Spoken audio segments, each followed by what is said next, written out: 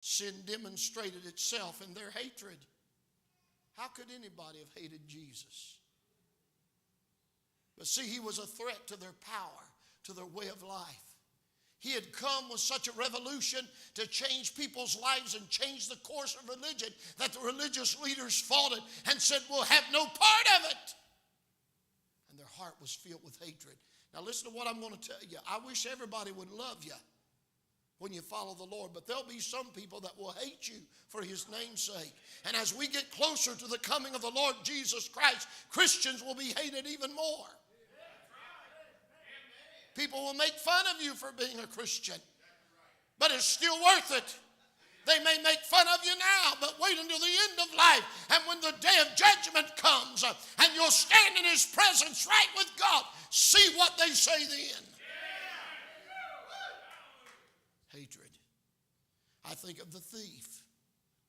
Sin demonstrated itself with the thief that died lost. One I mentioned the other night was saved. The other thief said, if thou be the Christ. We see unbelief.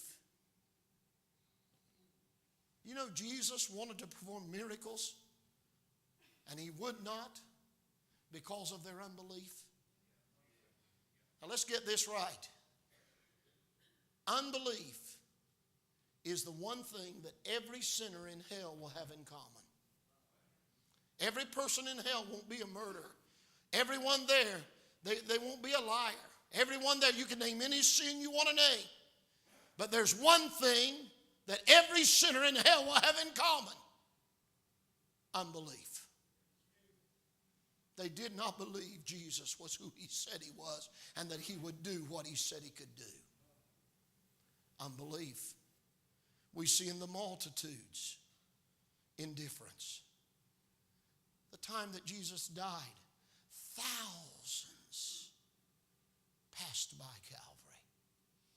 And thousands went right on to temple worship and right on following ritualism and right on with their daily activities, never giving a thought to Jesus.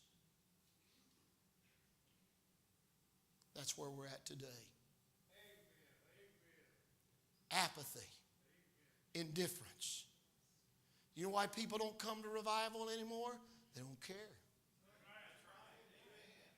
You know why people don't get saved anymore? They don't care.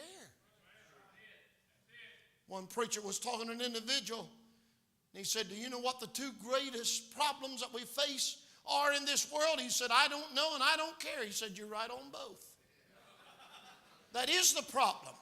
People don't know and they don't care that they don't know anything about Jesus. The world doesn't want to hear about him. Don't talk about him. Indifference. But there'll be a day when you won't be indifferent. You'll stand before him in that day.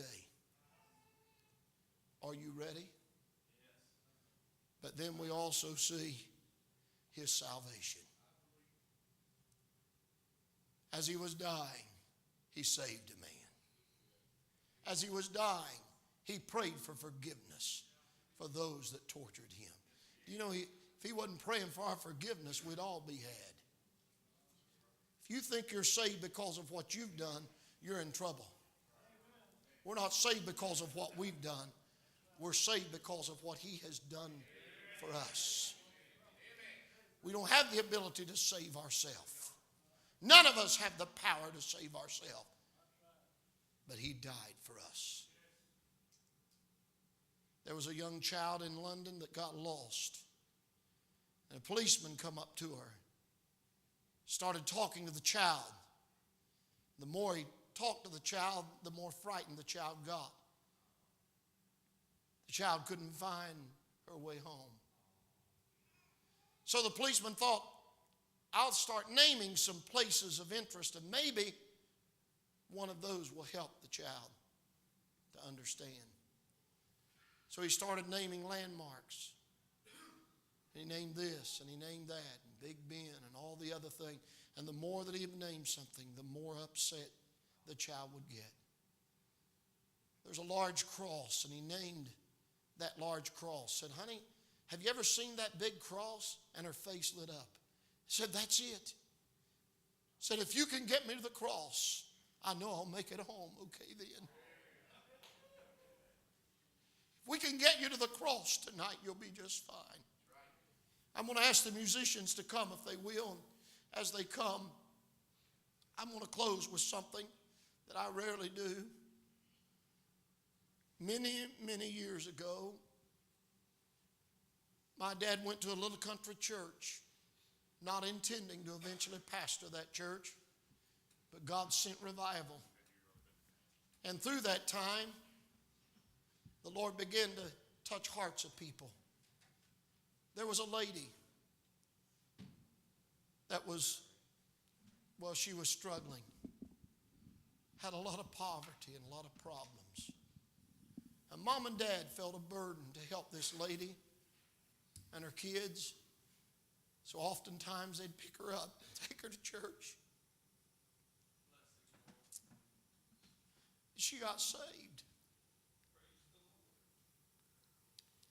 When she got saved,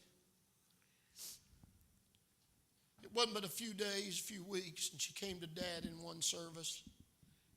And she said, "Preacher, I had a dream last night." And said, when I woke up, it was so real that I wrote it down.